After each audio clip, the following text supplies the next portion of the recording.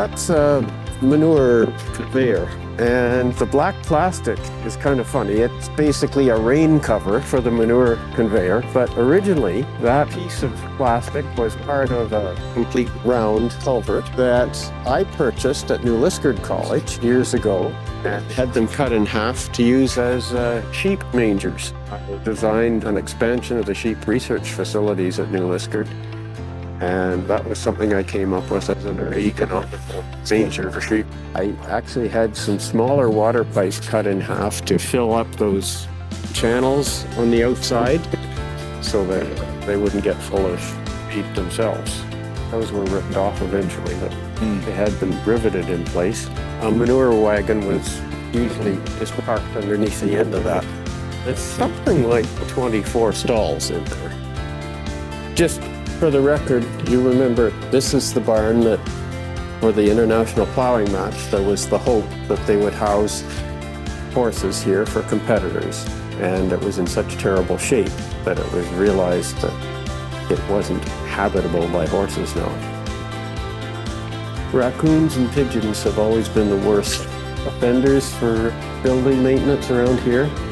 But even with all that screen, they've been getting in, I guess. That was a really clever innovation for bringing a horse to the arena. This superstructure here was something donated. We had a staff member who knew some suppliers in the area selling things like that, and actually got that one donated when we started the equine degree program. And there were great ideas as to how it was going to be converted into a teaching facility, but further donations didn't happen, and there wasn't a whole lot of buy-in by the rest of the equine staff to help with fundraising, so it never got as much use as it had the potential for.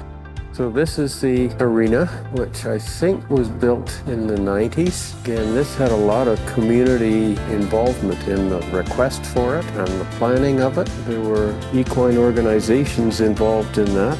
The shape of the actual competitive area has changed a bit over the years, but there's always been that bank of bleachers on the south side.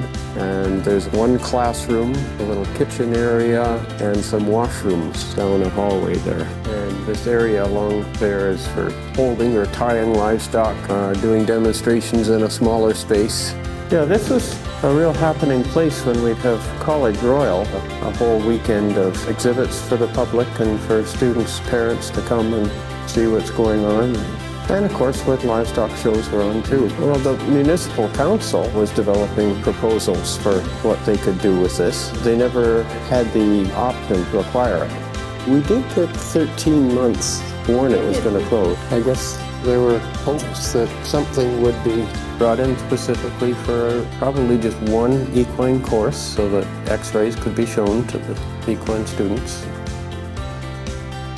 So originally this barn was made into small stalls where groups of young rams would be brought and they'd be periodically weighed, tested for their growth rate, and they'd do some other conformation and fat thickness measurements. But then once this became a horse barn, then for teaching purposes, this area was renovated. So students could stand up there quite safely and an instructor could be down here with a horse, and then a limited number of students could come down and work with the horse. Some of our equine instructors were pretty accomplished riders.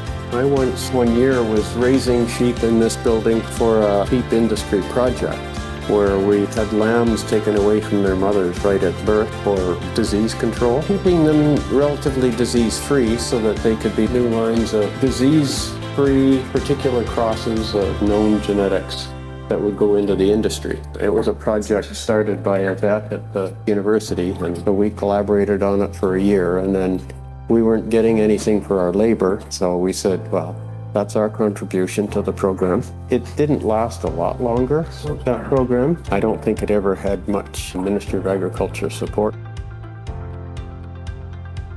So this was a pretty significant renovation. The floor had major changes to it. Some of these stalls have a sand base now, and then they would have rubber mats on top of that. Even the sand has been taken out. Our agricultural engineer was pretty handy and liked practical projects. So this think he largely did this renovation, but he figured it out and arranged for it to be done cheaply. During the years between 2007 and 2015, when Dr. Mertes was here, she got some horse research going. And to get horses that she could do research on, she made this arrangement with a friend who runs a jousting company. And he had a bunch of jousting horses, and when he was not using some of them, Katrina could get them for the summer for research. And so Helen and a summer student exercised the horses.